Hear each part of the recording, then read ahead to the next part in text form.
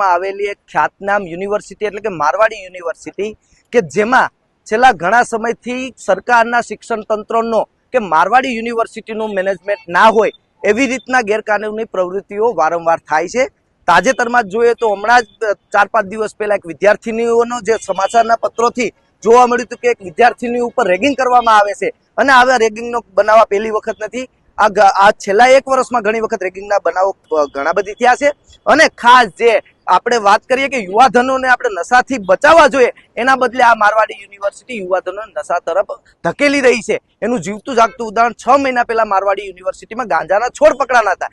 FSL report કહેતો હતો કે ભાઈ ગાંજાના છોડ અહીંયા ઉગાડવામાં આવ્યા હતા, છતાં આ સરકારે ક્યાંક આ ખાડા કાન કરી અને આ તંત્ર મારવાડી યુનિવર્સિટીને બચાવવાનો પ્રયત્ન કરી રહ્યા છે અને એના વિરોધમાં આજે ગુજરાત NSUI દ્વારા મારવાડી યુનિવર્સિટીનો ઘેરાવ કરી રહ્યા છે કે ભાઈ તમે આ યુવાધનને બગાડવાનું બંધ કરો, યુવાધનને નશા તરફ ધકેલવાનું બંધ કરો।